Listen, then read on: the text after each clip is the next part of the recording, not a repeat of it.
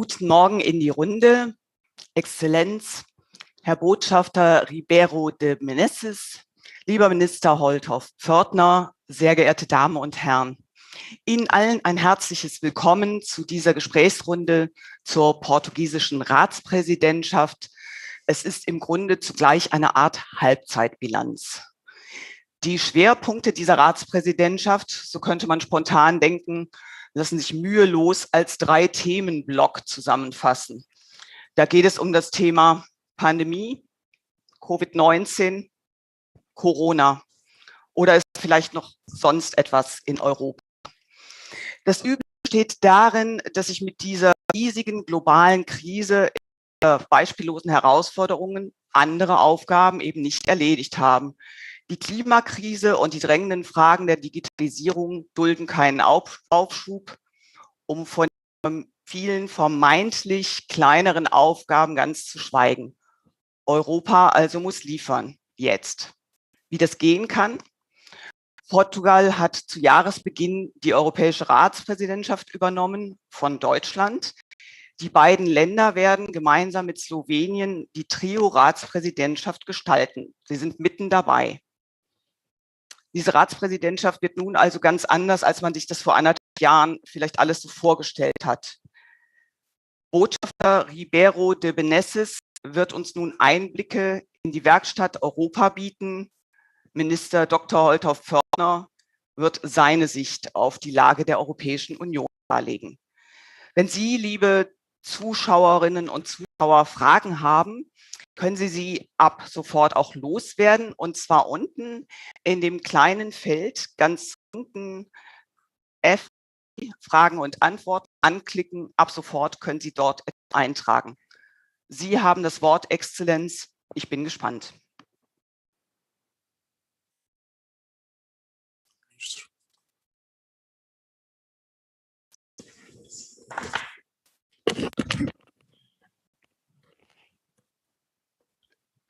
I'm sorry. Good morning. You're expecting to go ahead. Is that right? Ja, okay. Because the was slightly different, but okay, no problem. I'll start.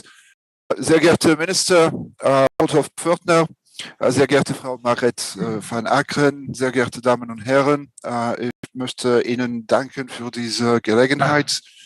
Das Programm gerade gekommen. Ich möchte Ihnen danken für diese Gelegenheit, das Programm der 14. portugiesischen EU-Ratspräsidentschaft vorzustellen. It is a pleasure to be back in touch with Nordrhein-Westfalen following my brief visit on 26 February and my presentation on this subject to the EU Affairs Ausschuss of your Landtag, preceded by a conversation with Minister Holthoff-Pförtner. We are nearing now the equator of our presidency, and I will be as brief as possible so as to stimulate curiosity and have a challenging debate.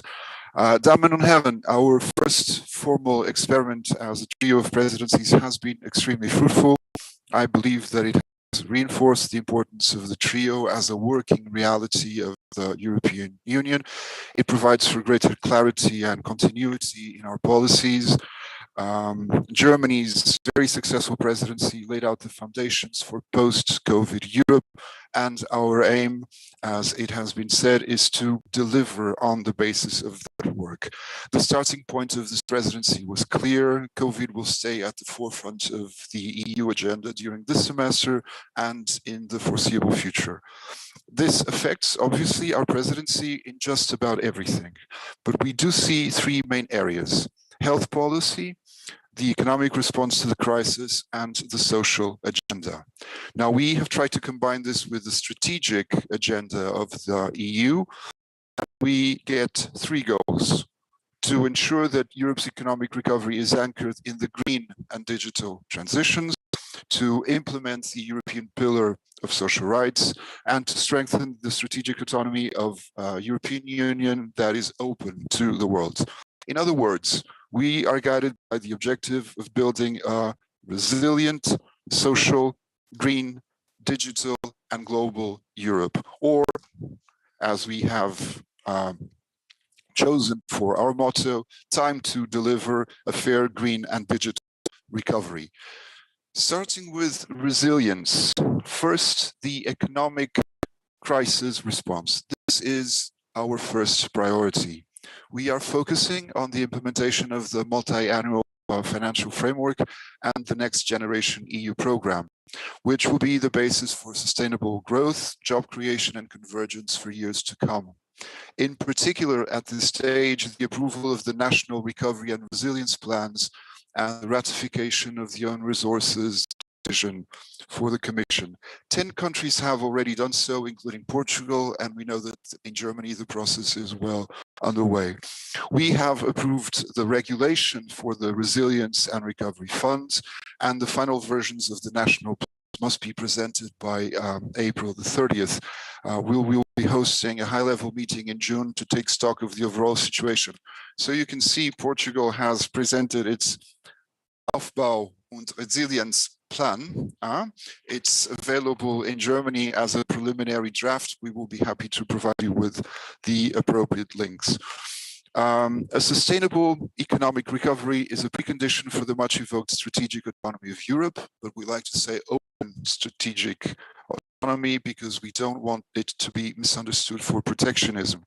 Our international value-added chains must be diversified, even shortened, promoting European production and competitiveness in key sectors. This was made apparent by the pandemic, which highlighted the lack of vaccine production capacity in Europe. Second, what can be done by the EU on health policy and cross-border health crisis, building the foundations of a strong European health union. Expectations concerning the production and the rollout distribution of the vaccine remain very high. We are working very hard in Brussels and with capitals to ensure good coordination, and we must get this right because the vaccination campaign will be decisive for our collective immunity and for our economic recovery. We now have the Commission's proposal for a digital green certificate. Third, we believe that resilience is inseparable from fundamental values. We want to promote rule of law, democracy values, media pluralism, fight against all forms of discrimination and disinformation are core priorities. A word on migration and asylum. It's a very challenging topic on which Germany and Portugal see eye to eye. The reform of the common European asylum system must be based on the complementary principles of solidarity and responsibility. Begin by a discussion on the external dimension of migration policy, where a wider understanding seems possible. There was a good discussion last week by Ministers of Foreign Affairs and Home Affairs on the dialogue with our partners in Northern Africa. A special word on the conference on the future of Europe. We are very pleased to have finally brokered an agreement on its governance model and on the joint declaration, which was signed on March the 10th. There will be an opening plenary session in May, Europe Day, the 9th, but time is of the essence, and so we are working very hard.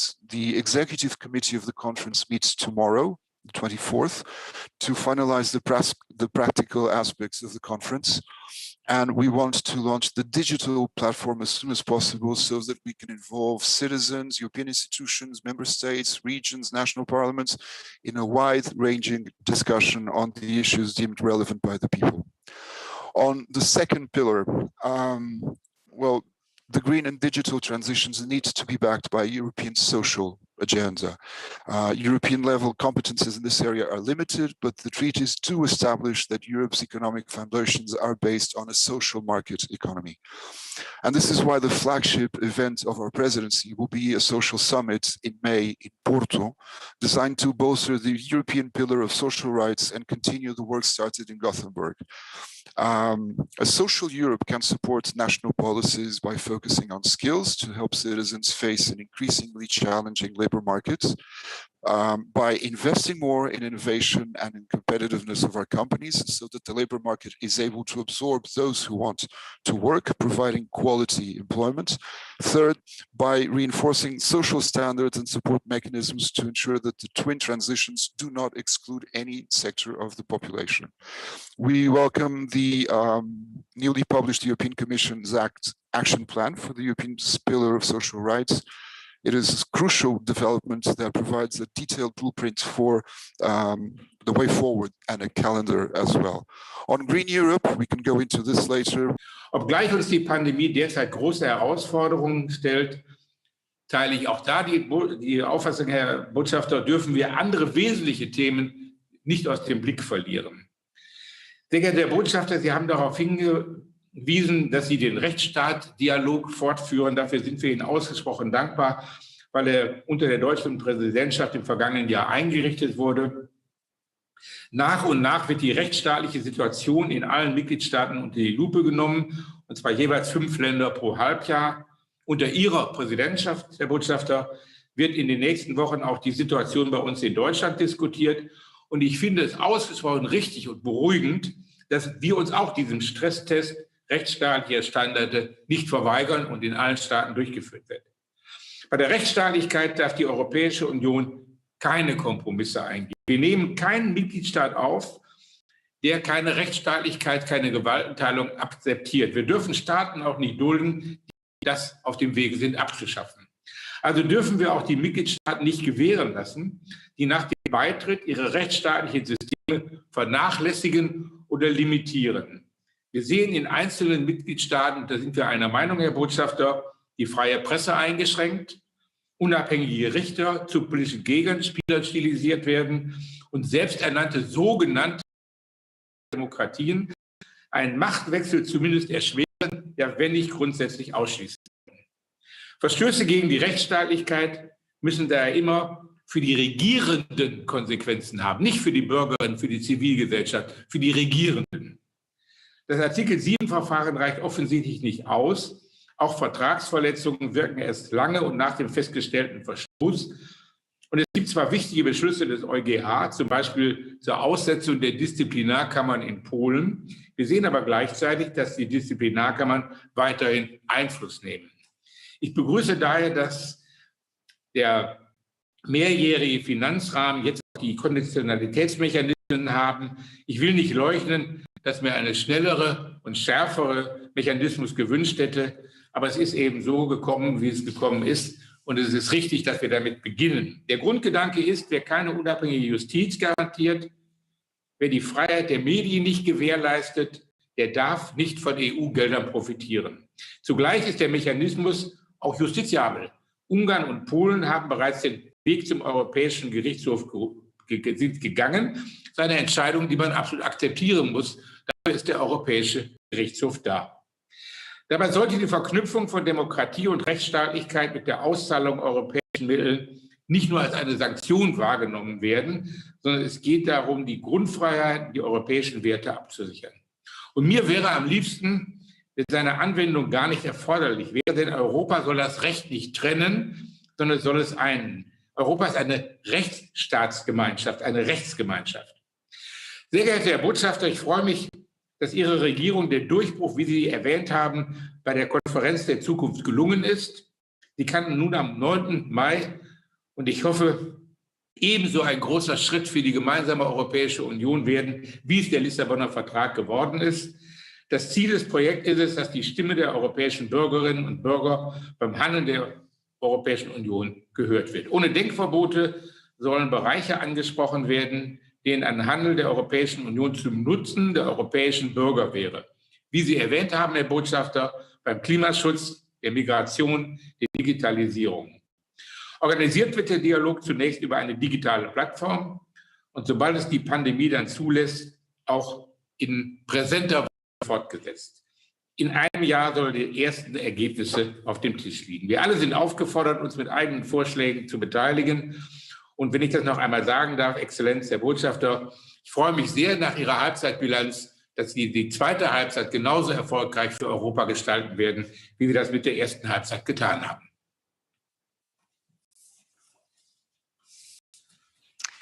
Vielen Dank, Herr Dr. Holthoff-Pförtner.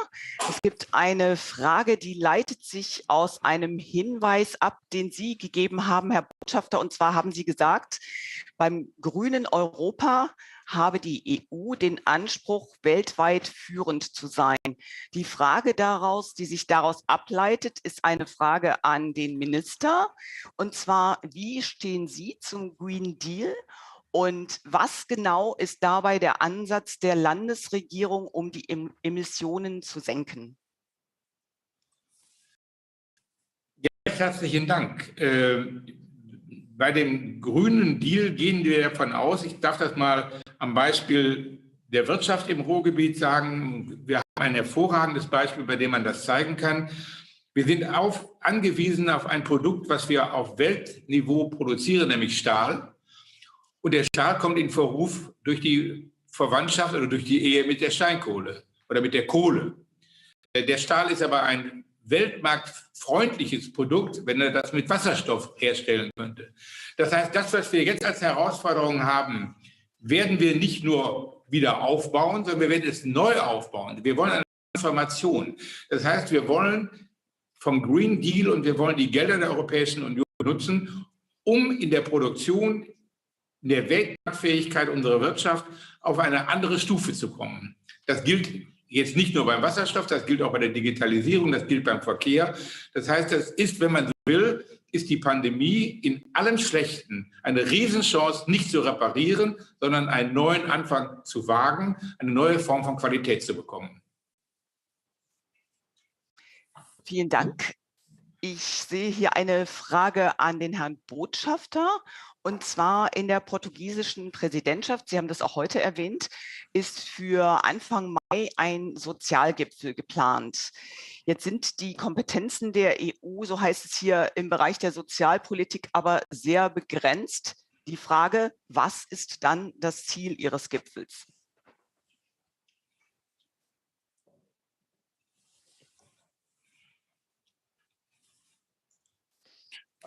Thank you. Thank you for the question. It's very relevant. What we want to do is to issue a declaration which will be prepared in the run-up to the summit. This declaration will be a declaration of support for the development of the social agenda in Europe on the basis of the 20 points approved in Gothenburg in 2017. And in addition to this conference itself, which will gather representatives from workers' associations, employers' associations, institutional partners, specialists, members of the governments of the 27, natürlich, we will have an informal meeting of the European Council the next day to endorse this declaration and to show Europeans, but also the world, that we mean business with the social agenda. It is true that the competences on the European treaties are fairly scarce on this matter, but it is also true that the gist of our objectives is there.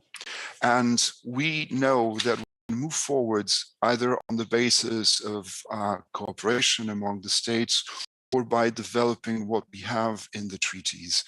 And this is where we are when we are discussing issues such as, just to give you an example, the discussion on the criteria for a fair minimum wage across Europe, or when we are discussing goals for employment according to the different age categories, or when we are discussing measures to abolish once and for all any inequalities in pay or quality of employment between men and women. So political DNA, we believe that a social Europe is absolutely crucial, and we will do whatever we can to make it go forward. Thank you. Eine Frage, die wird gestellt von Nikolai Edinger. Ich nehme an, es ist an Sie, Herr Botschafter. Die Frage lautet, wie steht Portugal zum digitalen EU-Impfpass? Was heißt das für Schengen? Weitere Anschlussfrage, kommt bald auch ein AIDS-Ausweis?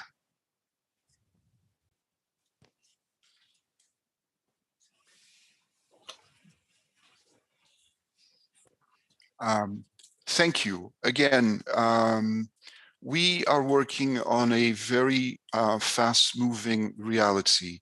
The proposals for this digital green certificate has been presented by the Commission a little while ago, last week. It corresponds to a need that was felt by a significant number of member states. It requires EU legislation.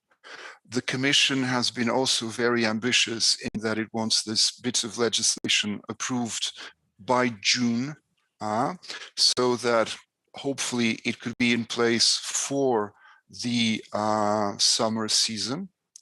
And we are now in the process of implementing this idea. We have set up an ad hoc group that will prepare, review the legislation. It will report to the permanent representatives, to COREPER. This issue will be addressed by the European Council later this week in its virtual meeting of the 25th and 26th. And we are now coming to grips with the detail of this proposal, because we want the certificate to incorporate the history in terms of COVID of each person that carries it. Has he been infected? Has he not been infected? Has he been vaccinated? Has he been tested? This has to be done with the purpose of facilitating travel across Europe, but at the same time, it cannot harm the prerogatives and the essence of the Schengen Agreement. And it also has to preserve the confidentiality of the identity of each person. It's a very complicated, it is truly a daunting task, but so far the good news is that we have a proposal from the Commission, we have an acknowledgement from all 27 member states and from the Commission that this is important. There's a calendar that can be met, and we have already begun talking to the European Parliament, because this will be obviously a legislative measure agreed through the proper channels. So there will be involvement by the European Parliament. So we have 3 months to do this. If we do this, I think that we should all congratulate ourselves on this success. Thank you.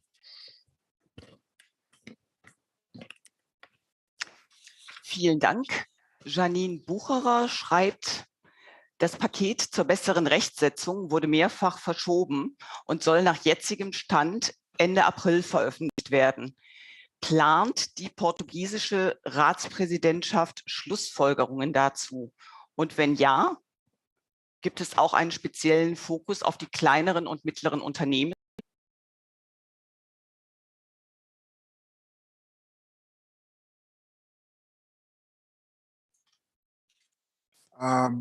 Thank you for that question. It is true that better regulation has been a sort of distant relative in our family of legislation priorities. But we are looking forward to what is coming up. I'm not sure, I must confess this, I'm not sure that we have already a specific idea of on how far we will be able to take this, if it will be possible to have council conclusions on better regulation. What I can tell you though is but for time reasons, but we are overly concerned with small, medium enterprises and startups. And we believe that this is the definition and the structure of a level playing field for all businesses. And this has to do with industrial policy. It also has to do with the digital platforms.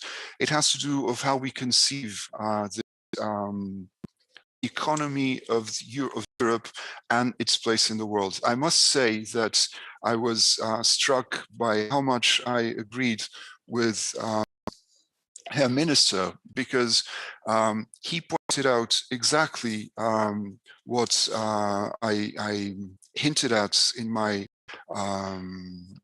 first statement. Europe needs to be in a position to respond to the economic challenges that the world will throw at it, no matter what. And to ensure this, we must have a properly functioning industrial sector with proper capabilities, with proper supply chains. And this does not apply only to the huge industrial groups. The core of our economies still remains small and medium enterprises, and hopefully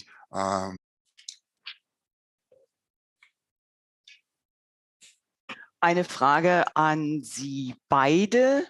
Machen Sie sich in diesen Wochen manchmal Sorgen um die Akzeptanz der Europäischen Union, wenn Sie darauf schauen, wie Europa bisher die Corona-Pandemie bewältigt?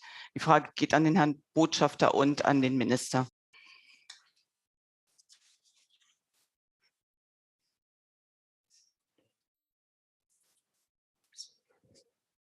Herr Minister, bitte. Übertrieben. Ich versuche mich nicht von Angst leiten zu lassen, aber in der Frage ist schon ein Ansatz, der mir nicht gefällt, in dem nämlich zwischen Europa und uns Handelnden unterschieden wird. Wir sind Europa. Und wenn wir uns nicht für die gemeinsame Zivilgesellschaft, Nationalstaat überschreitend, verantwortlich fühlen, weiß ich nicht, wer dann Europa ist. Die Frage ist, ob Europa versagt, ist die Frage, ob wir versagen. Ob wir als die Generation versagen, die ein Europa aus viel schwererer Zeit übernommen hat.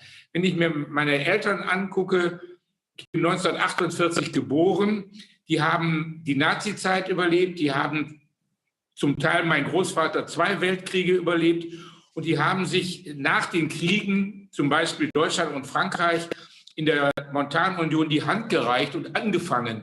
Unsere Besatzungsmächte haben uns geholfen, eine Demokratie aufzubauen. Der Herr Botschafter hat vorhin über die sogenannte EU-Erweiterung gesprochen. Was machen wir? Wir diskutieren völlig idiotische Fragen, anstatt zu sehen, dass wir in eine existenzielle Not kommen. Wenn wir uns ansehen, welche katastrophalen Folgen 8, 10, 12-jährige Verhandlungen auf dem Westbalkan verursachen, ist die Frage nicht, versagt Europa, ist die Frage, versagen wir. Natürlich mache ich mir Sorgen. Und ich mache mir nicht nur Sorgen wegen der Pandemie oder wegen der Behandlung der Pandemie, sondern ich mache mir die Sorgen, dass wir immer die sagen und nicht sagen wir. Wir müssen übernehmen, dass wir in der Verantwortung sind, als die Generation etwas an Kinder und Enkel weitergeben. Und dann können wir nicht sagen, das war Europa, das war der Rat, das war die Kommission, das war irgendein Treffen dort oder dort. Sondern wir sind uns nicht darüber im Klaren, dass wir in einer Demokratie leben, in einer liberalen Gesellschaft leben, in Freiheit leben und daraus resultieren höchste persönliche Verantwortungen für das, was passiert und für das, was nicht passiert.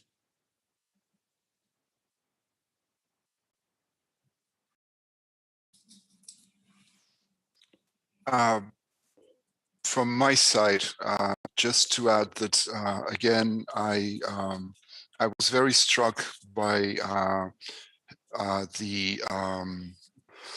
on the roots of the Treaty of Lisbon, its connection to the failed projects of a constitution for Europe, how we tried to bring down to earth the level of procedures and how we tried to involve the European Parliament.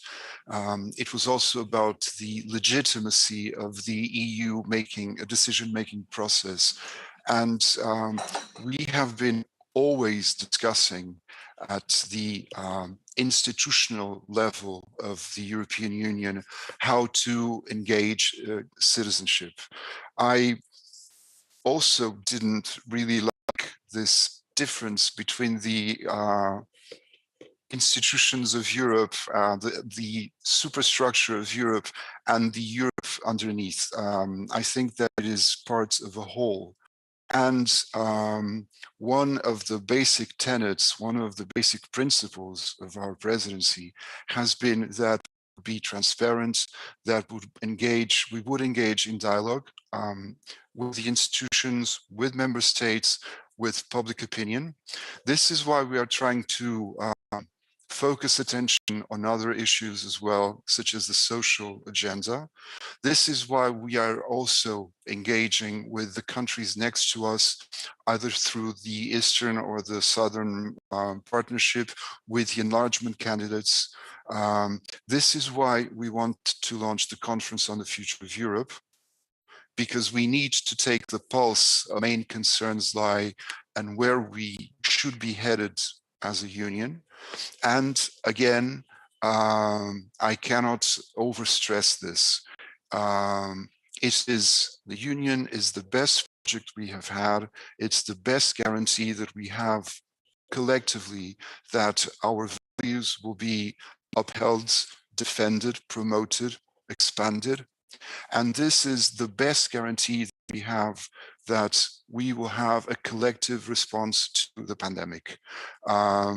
We must not forget numbers from last week. Europe had, through the European Commission, bought 2.6 billion doses. We know that there have been problems. There will be more problems. But the fact remains that while we work together, we are doing collective good, and we are not setting each member state in competition for the European project and for our capacity to respond effectively to the crisis. Thank you.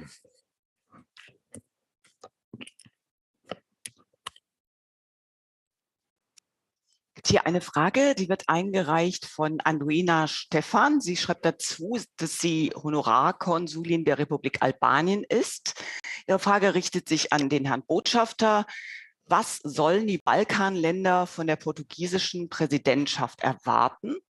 A, die Länder, die noch nicht mit den Verhandlungen begonnen haben. B, Kosovo und Bosnien-Herzegowina, die nicht mal von der Visa-Liberalisierung profitieren können? Das ist die Frage.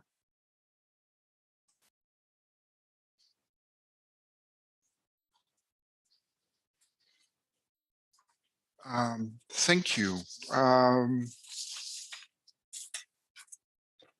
As Mr. Minister has said, these negotiations have been going on for a long time. And you will recall that at some point there was mention of enlargement fatigue in the European Union. At some point we felt that perhaps we were overextending ourselves, and that by enlarging the EU, we were in some sort of way diluting the European Union.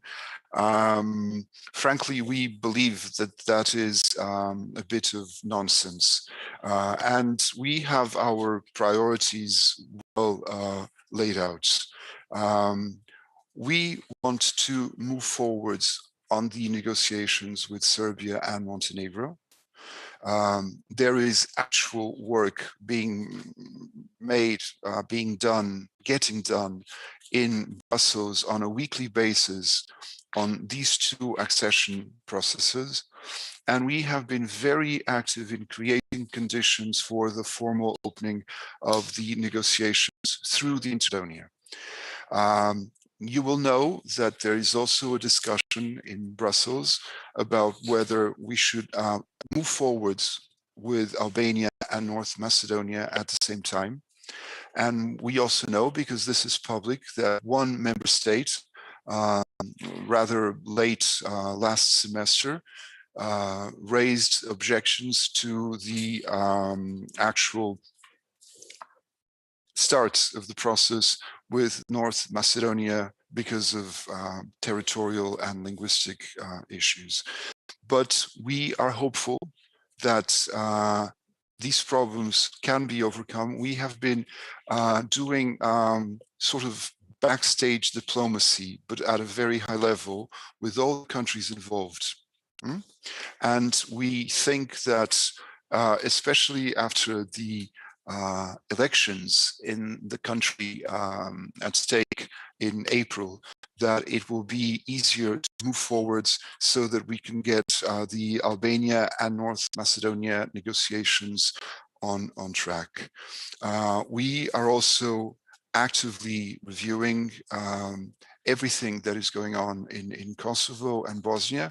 There are a number of contacts, a number of envoys, and Brussels has also been very active on this.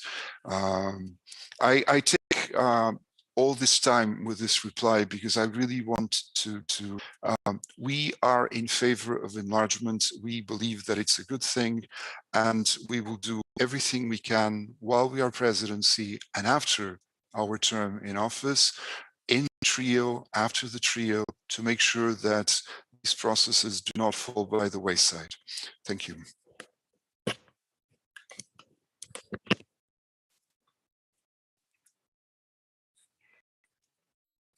Ein weiterer Zuschauer möchte wissen, wie man sich konkret die Konferenz zur Zukunft Europas vorstellen muss, wie die gewünschte Beteiligung der Bürger und der Länder genau ablaufen soll. Die Frage geht an Sie, Herr Minister.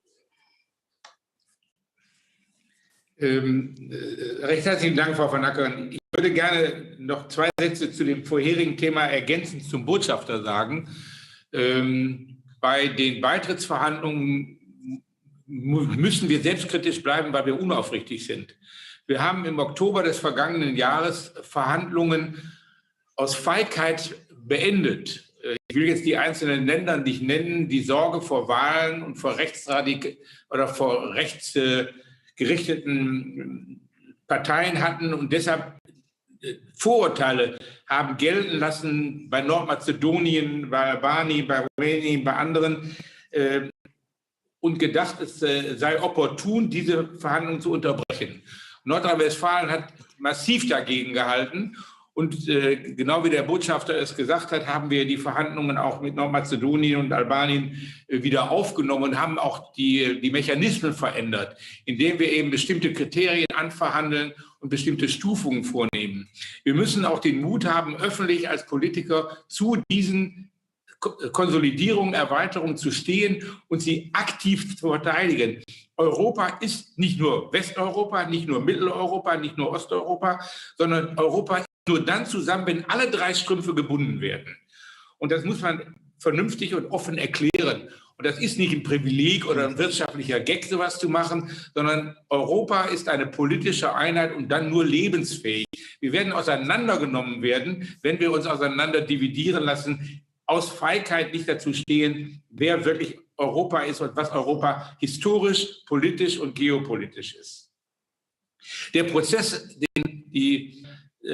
mit dem Gipfel und der Konferenz, Europakonferenz, ungeheuer schwierig ist, weil, wie der Herr Botschafter das vorhin schon gesagt hat, wir natürlich die Zivilgesellschaften einbinden wollen. Wir wollen junge Menschen einbinden. Wir wollen Ideen einbinden, die bisher keiner gehört und verhandelt hat. Es geht nicht darum, dass der Rat sich trifft oder dass die Kommission sich trifft und irgendeinen Vertrag macht, sondern wir müssen jetzt nicht die Verfassung, wir müssen die Verfasstheit Europas erfassen. Wir müssen wissen, was wollen wir, was fühlen wir, wo gehen wir hin. Und das wird im Anfang ein sehr komplizierter Prozess sein, weil man ihn nicht ordnen kann von Anfang an.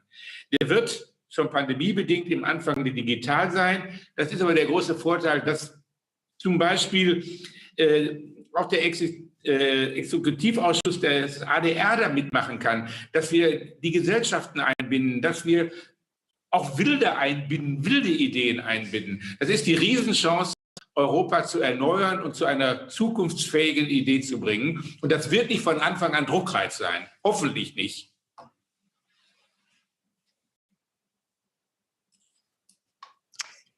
Viviana Silver fragt, in der Pandemie hat sich eigentlich die Form der Arbeit auch in Europa weit verändert. Man setzt sehr, sehr stark auf Telearbeit und neue Formen der Beschäftigung. Wie bewerten Sie beide das? Vielleicht möchte es auch einer von Ihnen speziell beantworten. In der europäischen Diaspora wäre es da nicht angezeigt, schneller voranzukommen, was die Steuergesetzgebung angeht, damit die Steuergesetzgebung der neuen Form der Arbeit dann auch damit Schritt hält? Exzellent.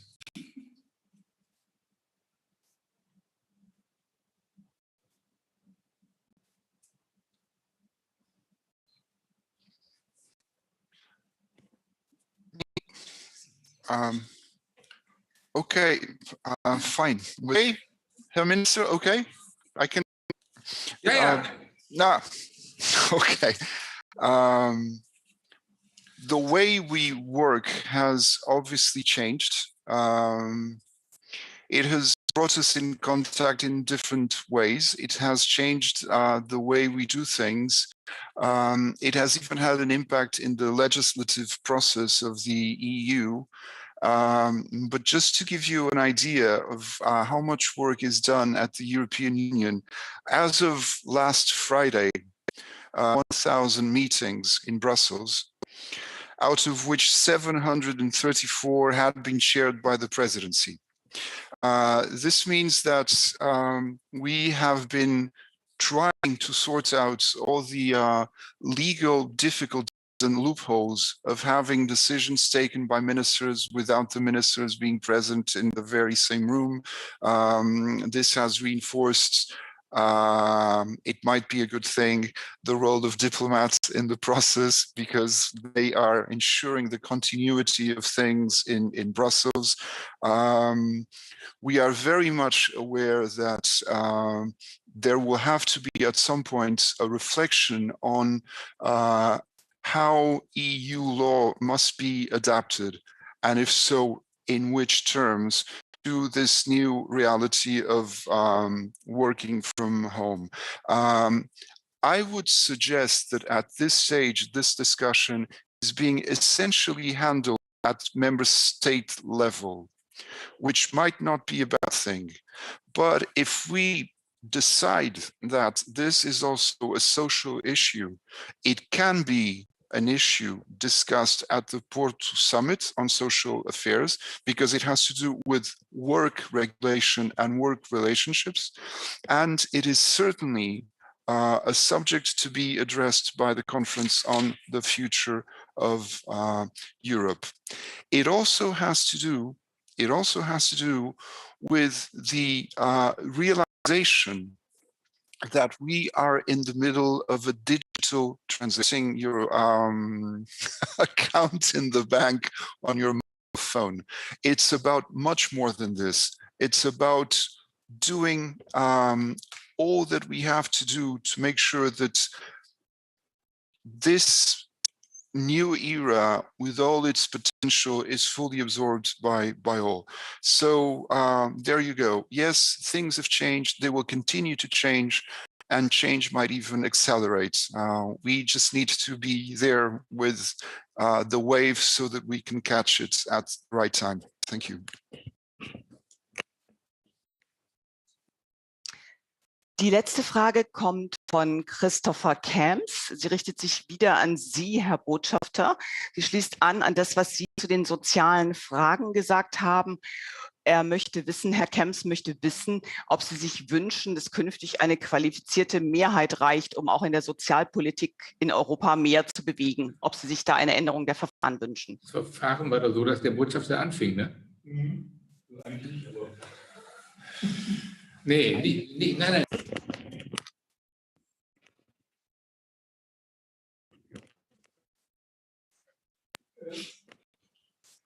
Ich würde gerne die Gelegenheit nehmen, nachdem die vorige Frage an beide war, dass ich einen Satz dazu sagen könnte, Herr Botschafter.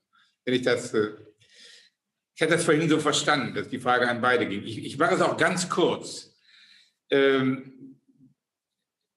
mich ist das der Kommunikation das Thema unserer Tagung, das Thema unserer Treffen ein wunderbares Beispiel, warum wir aus der Pandemie anders herausgehen werden, als wir reingegangen sind. Und dann zitiere ich Jean-Claude Juncker mit einem Satz, der es perfekt zeigt, wo wir uns verändern werden. Wir werden nicht mehr wieder anfangen, für jedes Treffen zu reisen. Wir werden nicht mehr alles in Präsenz machen. Wir werden viel digital machen. Wir werden viel in Kommunikation und in unterschiedlicher Arbeitsweise machen. Aber eins bleibt ganz wesentlich. Und da kommt dann die Transformation. Jean-Claude Juncker hat gesagt, es gibt bestimmte Treffen, die brauche ich präsent, weil ich, bevor mein Gesprächspartner spricht, an seinem Gesicht sehen will, ob der mich für einen Idioten hält. Das heißt, was muss man in welcher Form weitermachen, wieder aufnehmen und was haben wir in der Pandemie gelernt, was wir effektiver, weniger kostenaufwendig machen können. Und das Thema von wir treffen uns nicht, ist mir Jean-Claude Juncker immer in Erinnerung. Manchmal will ich sehen, ob der mich für einen Idioten hält. Und das geht dann nicht digital.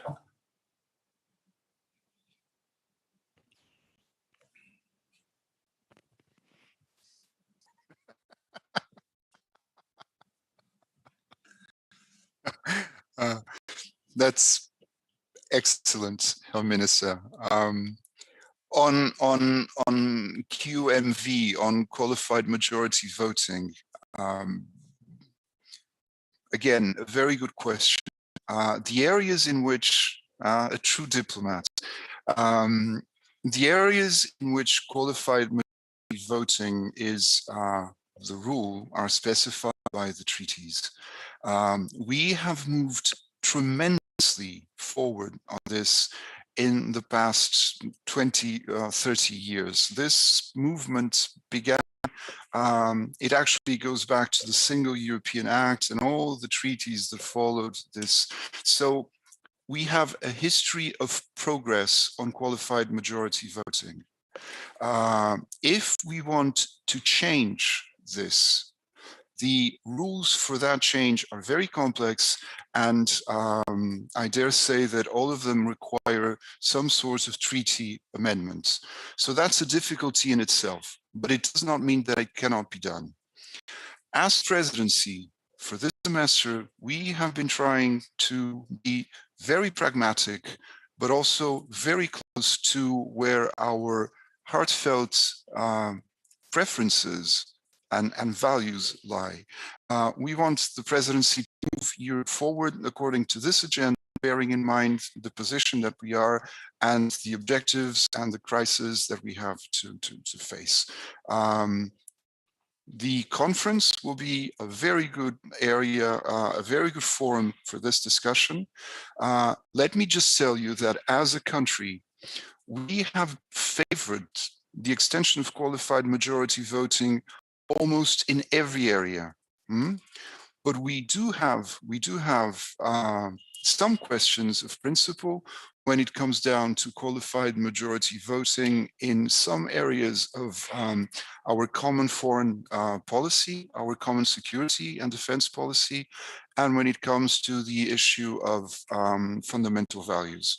To put it simply, if a European Union cannot agree as a whole on what its fundamental values are, then we have a real problem. So we should be able to discuss these issues on the basis of consensus.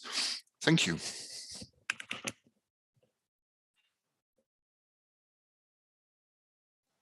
Möchten Sie beide ein Schlusswort formulieren?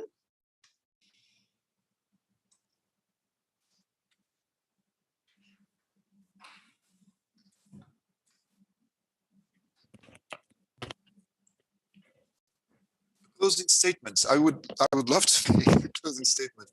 I would very much like to thank you for this opportunity. I would very much like to thank you because as presidency, but also as an ambassador, and I love the fact that in German, Botschafter are also message and messenger, and an ambassador works in two directions. I am here to explain what we are trying to do, but I am also here to listen to what Germany is saying and to the concerns that are being raised. And with the importance that Germany has in Europe, the fact that we have opportunities such as this one to listen to what you are saying, the sort of questions that are going through people's minds, is absolutely vital for the way in which we conduct and we try to define our priorities in Europe. So I can assure you that we will continue to do this, that we will continue to engage, that we will continue to listen. And if you have any questions, if you have any suggestions for debates, please reach us at the embassy. We are always here, and we will be more than willing to oblige, more than happy to oblige, actually. And allow me also to thank Herr Minister for his time and to tell him that we are getting Lisbon as pretty and welcoming as possible for your upcoming visit, to which we very much look forward to. Okay, vielen Dank. Ich bin einmal selbst nach New York gesegelt.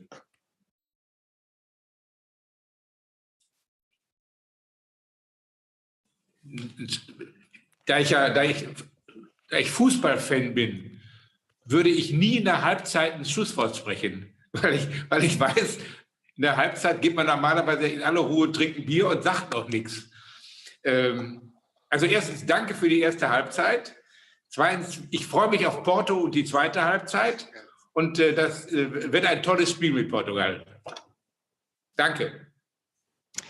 Ganz herzlichen Dank für Ihre aufschlussreichen Informationen, Exzellenz. Vielen Dank auch Ihnen, Herr Minister.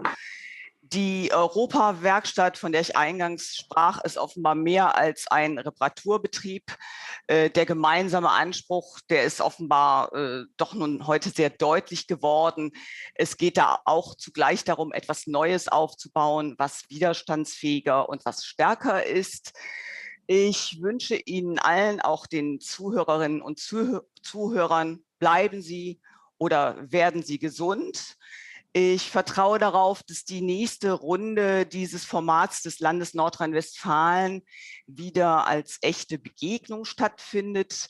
Mit Blick auf die Debatte über Europa wäre es schon gut, wenn die Formel digital ist das neue Normal sich in dem Punkt nicht durchsetzt. In diesem Sinne also ganz wörtlich gemeint.